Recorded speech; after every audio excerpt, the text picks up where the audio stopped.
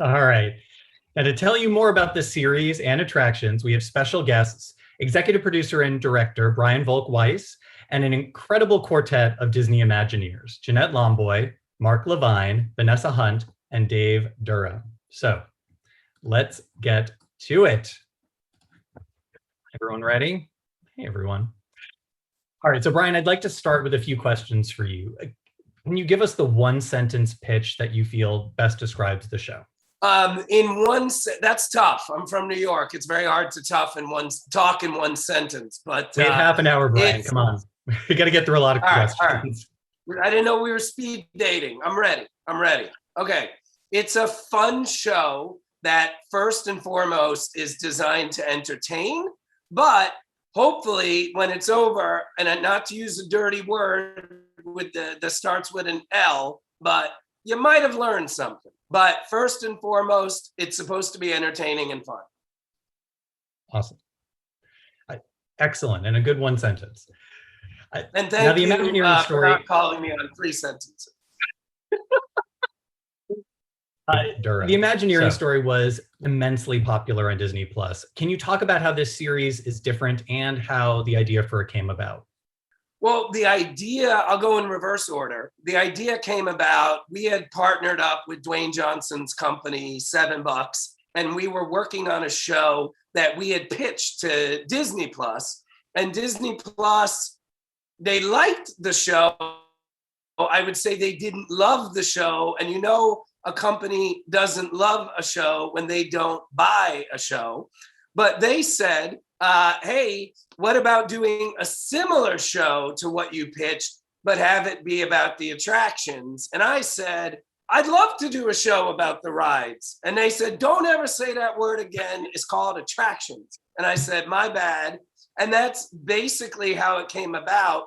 We were given a lot of great notes, which I frantically scribbled down. Our development team put together a brand new deck, which is like a proposal for a TV show. And we brought it back. And every day working on this show, with no exaggeration, 5 to 1,000 times a day, I would say to myself, I cannot believe this show was greenlit, but it was greenlit. I promise you it was greenlit. So that's how it came together. And I would say one of the major differences between the two shows is, and it's very hard. I think that show is phenomenal. I think it's an A+ show. So what we tried to do is we tried to really get into the fun. We went away a little bit from the history and the protocols of building these attractions and just really went for these fun nuggets that either helped build the pop culture that we live in now or a part of what's coming that is allowing Disney to continue to help have such a big voice in the culture. So that's what we tried to do. You mentioned the fun nuggets. What is the most interesting nugget that you learned about an attraction? That is so hard to answer, and I'm sorry, Dave. You're gonna hear a lot of your stories said back to you. But when the show is like, here's how I would put it. When the show is greenlit, I thought I had like a master's degree on the way to a PhD in Disney. I have been obsessed with Disney since I was like 5 or 6. Like, I've read a billion books about it. I learned very quickly that I may have had a 5th or 6th grade education in Disney. So Disney Plus very graciously kind of began training us on the stuff that Disney's doing that is not public, which of course we had never had access to. So it was actually in a meeting with Dave, our first meeting with Dave, where I had asked a bunch of questions and Dave had answered them, but Dave could tell from the questions I was asking, I didn't understand his answers. So Dave goes, all right, let me put it this way. Have you ever done the Finding Nemo ride? And I go, yes, I have. I love it. I told a story I'm not going to tell here about my 3-year-old at the time, but needless to say, Dave goes, all right, here's how it goes. So when you're looking through the porthole, you're seeing those beautiful fish, but that's a projector. And I knew that. I'm like, I know that, Dave. Everybody knows that. I read that the day the ride opened, the attraction opened. And he's like, here's what you don't know. When that attraction's being built, they're moving cables and wires and plumbing all throughout that area for attractions that will not be built possibly for 15 to 20 years. And that's what, like, that was the moment where I'm like, got it. Okay, that's how I have to look at this show. That's how I have to look at the parks. And that for me was the beginning of, I would say, heading towards, I still don't think I ever had, and I sure even now don't have a master's in Disney, but that was the beginning of me being like, all right, I'm still in high school. I got to keep studying. But that was the moment where I started to understand everything better than I ever had. I'd love to know, I'd love to have each of the Imagineers introduce yourselves. And can you each let us know a few of the attractions or projects that you've worked on? And I will start with the person who on my screen is next to me, Jeanette. Hi, everyone. I am Jeanette Lomboy. I get the pleasure of overseeing everything at the Disneyland Resort on Aulani. So most recently, we obviously just opened Avengers Campus, but long list of things. Aulani probably is my baby from 10 years ago. We're coming up on the 10th anniversary. Have also worked on Pandora, in Animal Kingdom, all kinds of projects that go back. And I started as a storybook Fantasyland girl in 1995. So long history with the company. And I was the little girl who wanted to be an Imagineer and was inspired by all the stories I heard when I was a kid. So happy to be here and be part of the show. Wow, Jeanette, I want to now go on the storybook canal boats with you now. I want to hear your spiel on that. I'm happy to take you around. I still know it. Mark, up next. Yeah, thank you. Nice to meet you, Jeffrey. So I'm Mark Levine. I lead the story development team in Imagineering. After a career in television doing writing, I've been working in Imagineering. Numerous projects around the world, from cruise ships to Pandora, like Jeanette. Spent 5 years working on that project. And working a lot with people like Brian on our park stories and things we can do with them. Story development is involved in everything we do at Disney. So have a lot of work. We're going to go to Dave. Hello, my name is Dave Durham. I work in the ride studio. I work primarily in blue sky, front end concepting for new attractions.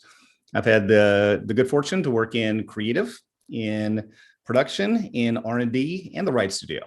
So lots of rides I've had the pleasure to work on, from Indiana Jones to Star Tours and back again. So lots of great memories. Two of my favorites, and Indy looks really fantastic right now since the park reopened. So kudos to you and Jeanette. And last but certainly not least, Vanessa. Hi, I'm Vanessa.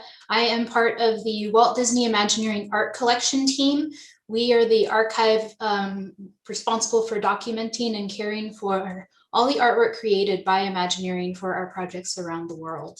I'm also a part-time author for Disney Publishing. Has written several incredible books that I own on my shelf, I should add. So I want to ask each of you, you've all worked on incredible projects and all have worked on attractions, with the exception of Vanessa, but this still applies to you. I'd like to know, if you could have worked on an attraction that you weren't able to work on, either because it wasn't in existence when you were working at Disney, or just you were working on another project, what would that be? And again, Jeanette, you're right next to me, so you're up first. I'm going to say It's a Small World. I have to say, when I was a little girl, one of the things that I really loved was, I remember coming through and seeing, I'm Filipino, and seeing a Filipino doll. And I was like, you're speaking to me. And, Mary Blair is a legend in my book and has, oh gosh, we all look up to her. I love her sense, her color sense, and how she was such a female and dominant, strong presence. So I will say, without a doubt, Small World, I still look at it for reference, graphically speaking, color-wise, and it is such an anchor to Disneyland. So I'd love to work on It's a Small World. I agree with Jeanette completely. I was going to say the same thing. Just to have the opportunity to be able to work with Mary Blair and Rolly Crump and Mark Davis and all the amazing Imagineers who worked on that would be such an incredible learning experience. And just, I want to talk to them about creating that. I want to talk to Mary about all of her artwork you see behind me. Good. All right. So we've got two small worlds. Dave, thoughts? I'm going a different direction. I'm going to go with Space Mountain, Florida, the original Space Mountain. Such an iconic shape, such a cool idea to put, a roller coaster, let alone two roller coasters, inside a building, and then use it as a show space with stars and effects. And that to me was just a really clever way to do an interesting, coaster. And I remember as a kid, seeing, following in my Disney News magazine and watching the pictures and the artwork as was being developed and going down there after it opened and getting a chance to ride it and just, and thinking, yep, pays off. It's as great as I thought it would be. And then for us to make, more and different ones later, fantastic. Mark. This is such a hard question. It's hard because it's between, for me, Pirates and the Haunted Mansion. So I'm going to go with the Haunted Mansion. You got Claude Coates, Mark Davis. Walt had the idea, but he didn't live to see it through. It is so packed with storytelling, so many details. You can ride it over and over again. I still ride it. I've been on it probably 50 times and still see things every time. So to me, Haunted Mansion has to be at the top of my list for sure. Brian, can you talk a little bit about working with Dwayne on this and what his involvement was? It's such a cliche, but I mean, his involvement was awesome, for lack of a better word. You probably want some specifics and not just some vague word. I mean, anything we asked of him, to make a phone call, to shoot a text, anything we needed from him, he was there immediate. Like he was getting stuff done faster than, like, let's say if one of his colleagues had asked me to do it, and he was like, I think he made 89 movies while we were making the show. So he was like always there for us in that regard. But the other thing that was great about Dwayne was, and it's so funny working with celebrities, there's what you see and then there's what you get. And I don't think I'm ruining, I'm not saying Santa Claus doesn't exist, but that gap is usually medium to very wide. With Dwayne, whatever you see him doing on television, like when you see him interviewed, anything like that, that's him. And he brings an enthusiasm and an energy to every conference call, every Zoom, every meeting. Everything we did with him was high energy. We were laughing. And like the first time I met him, he's in a very obscure Voyager episode of Star Trek. And I brought that up to him the first time I met him. He remembers. Like the next time I saw him, he brought it up. And I'm like, I don't remember my kids' names half the time. How do you remember something I said to you 19 months ago that was so obscure? So that's him. And I would say he loves Disney as much as anybody on this press conference. Like, he gets it. He's into it. He's been going to it forever. And it was, I mean, again, to call it awesome and a joy, tremendous understatement, actually. Yeah. Well, and Vanessa, I understand you were involved when Dwayne toured the Imagineering Art Collection. What was that like? Yeah, he visited us a couple of times while he was working on Jungle Cruise. He really just wanted to learn. He wanted to see the artwork and learn about the Imagineers who brought Jungle Cruise to life. So we pulled some of the original artwork out for him to see, and he just got to sort of stand and stare at it and really soak it all in. And we talked about the Imagineers who created the artwork, and he was asking questions, and he was very excited to be there. On his second trip back, he turned to my coworker Mike and was like, "Do we get to go in the vault again?" He was really like a little kid, super excited about that. That sounds like a lot of fun. Brian and anyone else who was maybe involved in the creative process, how did you land on what attractions and destinations and pieces were included? So we started with a list that I exaggerate not, was like it would have been over 100. But I think Mark was like, yeah, you might want to trim that down a bit. So I think we still submitted a list of 30. The good news to get it down fast was we decided very early on not to do any episodes about attractions that don't exist anymore. So otherwise it would have been 10 episodes about Mission to Mars. So that was shot down very aggressively. So my feelings were hurt a little, but I got it. Once we made that decision, what we tried to do was blend. It was like a blending of the iconic attractions where, like, if we didn't do a small world, people would be like, what are you talking? How could you not do a small world? But then we also tried to do episodes where it's like, you may have expected this, knock on wood, God willing, to have come up in season 8. Why are you doing it in season 1? And there was a very deliberate reason, because there are a lot of attractions. And by the way, going back to your other question, like about what I learned, I always say this was my takeaway from making the show. Attractions are like icebergs. And what I mean by that is, to the public, you're only seeing maybe 2% of the attraction. If people knew the infrastructure that they don't see that make these attractions work, I mean, they'd be blown away. So that was a big part of what we were trying to do, was take something like, like we have an episode, it's called Trains, Trams, and Monorails. That might not be a no-brainer for season 1, but hopefully, God willing, when people see it, they're going to be like, oh my God, I had no idea. So instead of always racing to their favorite attraction that they do every time they go to the park for the first time in 6 to 12 months, somebody's going to say to their parents, I want to go to the monorail. Why do you want to go to the monorail? Did you see the show? So it was a blending of that. Jeanette, Mark, Dave, a lot of times Imagineers are behind the scenes people. For this, you really come out in front of the camera. Can you talk about what that experience was like for you, and sharing things that are often, kept under lock and key? Well, I'll start. I'll say, what Brian was mentioning is true. I mean, we are tasked to do impossible things, fun things, magical things. And if we're trying to bring those stories to life, you can bet that there's a lot of stories about bringing it to life that guests never hear. And they just see the end product of that. So to talk about it, like to be asked questions that we're not typically asked about, like, why did you do it this way? And what did you really mean by that? And were there challenges, and was it fun?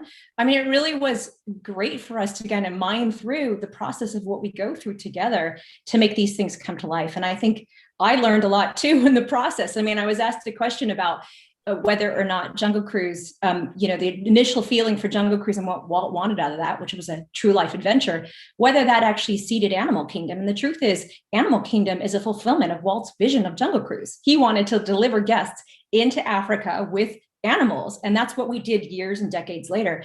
So that connective tissue runs strong, and we don't get to talk about that enough. We just get to show our guests what the end product looks like. So it was a lot of fun to talk about. And there were so many other stories that we haven't even been able to share yet. And I'll just jump in and say, what was so interesting to me working on this, working, with Brian and the team, and seeing it all come together, and then watching all those episodes and final sort of edit. The through line to me has been the through line that goes all the way back to Walt. That, again, this sort of drive for pushing to do things we've never done before, go further, and the big teams that do it. Those of us who are Imagineers today, there's a direct lineage to those Imagineers that first started this work. And you see that in the show, which I think is just a wonderful through line, that you just sort of see this connection of almost 70 years of people doing this kind of work. So to me, it's been exciting to be part of it. It's exciting to be part of it now, and exciting to see the lineage of what Imagineering and everyone involved in park creations have done. There are so many stories behind all of our attractions, and we never get to tell them. And there'll be times when I'll be in the park as a guest, and I'll be standing in a line, and some other guests will be talking about, blah, blah, blah, blah. And I'm like, oh, no, you have no idea. Oh, what are you going to say something? Oh, can't say anything. Yep. Bite your tongue. this is a chance where we don't have to bite our tongue. We get to share with the viewer some of those cool inside stories, some of the history, some of the challenges, and a lot of the fun. It really is fun to build this stuff. It's a lot of work. It's a whole lot of work, but it's a lot of fun. And those stories, you don't get to share. So you get to see, as was said, tip of the iceberg. Now you get to go a few feet underwater and see more of it. Something, and Jeanette, I think you and I talked about this a while ago, that I know Imagineers love to do is on the opening day, be there to see guests actually ride the attraction for the first time and see their reactions. Either from an experience like that or just a story you've heard. Is there a comment that a guest gave you that really moved you in a way that potentially surprised you after experiencing an attraction that you worked on? Yeah, I'll say, the very first attraction I worked on, which is not in this show, but it was really insignificant in terms of scope and scale, which was for Millennium at Epcot. I remember walking through, and we know why we do what we do. And by the way, we're not just about big attractions. We have decompression spaces. We have small attractions. We have all kinds of things that make the Disney guest experience in the parks. And I remember walking into that space and seeing 3 generations of women, a grandmother, a mother, and a daughter, and they were not speaking a language I understood. And I realized in that moment they were having fun, that what I could do in that moment, everything, all the pain, the angst that we go through to deliver these things to our guests, that they could understand it, even though we didn't speak the same language, we weren't from the same country, we had different viewpoints. And that not only that thing lives on now and is touching people in ways that are meaningful. And that surprised me. It surprised me that kind of love and passion that we put in, and trust me, there is a lot of pain, love, and passion that goes into what we make, really affects the guest experience in a way that I never understood, and that we could speak to the world all the time, even now. So it is surprising. It's surprising to me. And also at the same time, it just amazes me after all these years that it feels that same way every time we open something. Dave or Mark?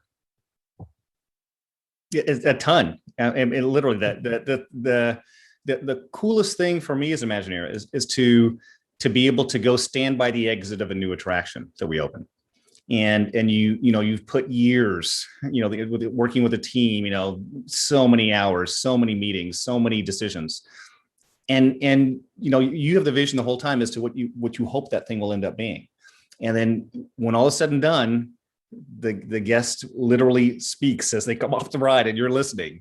Did they like it? Were they happy? Did it meet the expectations?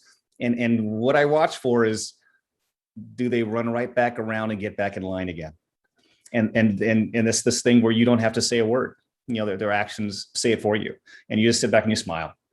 And you go, that was worth it. And so it's not always what you hear, it's what you see. Can I say something though, because I'm the only one here who's not an Imagineer? There's something better than people complimenting an attraction when they get off it. And I was a part of that when I got off Ride of the Resistance. Speechless. Mm-hmm. Literally 6 people were just blinking. For adults. 5 of the 6 people were adults, just blinking. No one said a word for about 15 seconds. I don't know what's a better compliment than that. Absolutely. Vanessa, you've written books, you research for, I know you work a lot with the Walt Disney Archives and D23, and your work is amazing. Was there something that you, with all of your years of researching, learned when working on the show? So my involvement was mainly, I was interviewed and that was it. My other team members took point on working on the show, fulfilling the requests. However, in watching the show, it was really neat for me to hear the stories firsthand from my fellow Imagineers about these attractions that I had maybe heard bits and pieces of those stories before, or I had read about them, but to hear them from that person themselves was really kind of a neat experience for me. So visiting the parks is it's all about in-person experiences. It's all about these very tactile, visual, interactive experiences. How do you convey that through story for the Imagineers and through story and the visuals when crafting the documentary? I mean, what we tried to do, and this is one of my quote unquote secret sauce things or whatever, but like what I always try to do is start very small and tight with a detail. Like you might be watching it by design for 30 to 60 seconds and be like, you may even want to hit pause and be like, did I press play on the wrong show? But that's very deliberate, because what we're trying to do is start small. And once again, similar to Dave telling us that story about the pipes and wires being laid 3 decades before they're needed, like we try to treat the viewer like, just trust us, this is important. And over the course of the rest of the episode, the meaning of that original story, we add a little context here, a little context there. And by the end of the episode, if we've balanced everything correctly, and in theory, if we've done our jobs right, you don't even know this is happening until you would potentially watch the episode again. But we basically, those things you do when you're a kid, it's like connect the dots, where it starts off where it's a bunch of dots. And then at the end, after all the things, it's like, oh, it's a dragon. That's what we try to do. So we start small and then we just connect the dots. And by the end of the episode, you're like, I get it. And then again, theorizing, we got it right, hopefully. When you go to the park and you see the building, it just hits you like you're Neo in the Matrix or something, where it's like, how did I know all this? Oh yeah, I watched Behind the Attraction. So that's what we tried to do. And because we are running low on time, I'm going to get to another question for the Imagineers. Where do you start when developing a new attraction? And for some of the newer attractions, can you talk about tech that's maybe been developed outside of Disney that you've been able to adapt and utilize for new attractions? So how we started an attraction, there's many ways into that, but and of course I'm biased. I have it in my title, story, but it is about storytelling. It is about how do we bring a world to life, be it a world that has come to us from the movies, where we want to find our way into that world, like we did with Pandora, Jeanette and I, and the team, to figure out how we were going to experience that kind of world, or a story we've created in ourselves. And again, go back to Haunted Mansion and Pirates. So I think it does start with storytelling. Of course, our storytelling is different. We're putting you as a guest in the middle of that story. You're main character of the story, even if you see the favorite characters that you know from the movies. So that's the way we often start, is really what is our story approach into an attraction. It can also start with other ways in too. And that could be technology. I'll let Dave, or probably Dave, you should probably speak to that one. Technology is always a big deal. And often Mark and his team will come up with fantastic stories, and we're not sure what technology exists to tell that story. And sometimes we have to invent the technology. We have a great R&D group and fantastic blue sky Imagineers in numerous technical fields. And sometimes we'll partner with somebody on the outside who's already done some work in some interesting areas. And we also have Disney Research, a whole nother group. So technology is important, but technology is only there to support the telling of the story. If we do things right, you're not thinking about the technology. You're not thinking about all this often, invented, patented, no one else in the world has this technology. You're just, amazed in the story. And that's what we want. We're building, we're making places for you to have wonderful experiences and shared memories in the places that you're going to. Those who are the little techno geeks like me, someday, we'll write it 4 or 5 times to try to figure out how that effect works. But you may need to write it 4 or 5 times to figure out how that effects works, because it's done so well and woven so well into the story. Jeanette, you want to take a crack at that? Yeah, I'm going to say I thought of an example as we were sitting here and talking. One of the things I love is that for, say, Twilight Zone Tower of Terror, we went to a large elevator manufacturer and said, and elevator technology has existed for a long, long time. And we said, hey, we'd like to do something with your technology that you've never done before. And they basically said, well, we can do that, but that's opposite of what we would typically do for an elevator. So I think sometimes we use technology that exists in different ways, right, to bring up light to life our attractions, and Twilight Zone Tower of Terror, which is now Guardians of the Galaxy Mission Breakout at Disney California Adventure. That's one perfect example of how we think out of the box. Yeah, the Twilight Zone Tower of Terror story is, I always love hearing about that. Brian, can you talk about the conversational style of the show? It's very fast paced, very quippy in tone, and a little bit more self-deprecating than a lot of Inside Disney fare. Can you talk about how the tone was chosen, and how you were able to incorporate it for the various rides, and did it change when you were talking about different attractions? So my personal background is comedy. I've been I would say the first half of my career was 99% comedy. So when your career starts off like that, and the bulk of it is like that, you hire the people you know. So we, as we've started moving slightly out of pure comedy, I'm still working with the editors and the showrunners and the story editors that I've worked with for a long time and I trust. So I guess to answer your second question first, Disney Plus chose our style because they know our style. So we have done some other shows that have this comedic yet informationally here's where it comes from, if I'm being honest. We did a show about 5 years ago called The Toys That Made Us that I have been trying to sell for 7 or 8 years. And I'm a huge doc lover, like going back to college where if you wanted to see a doc, you had to go to a movie theater. So one of the things I've always had a problem with is docs that are dealing with fun and happy and light subjects, but treat them like, it's the rise and fall of the Roman Empire. I've never understood that. So when we started to get the opportunity to make shows about what we consider to be fun topics, I was like, I'm not going to treat this like the rise and fall of the Roman Empire. We're making a show about toys. We're making a show now about amusement park attractions. So why wouldn't it be fun? And then to the self-deprecating of it all, that, I'm just being honest with you, that's a style that I like, and it's a style that I trust.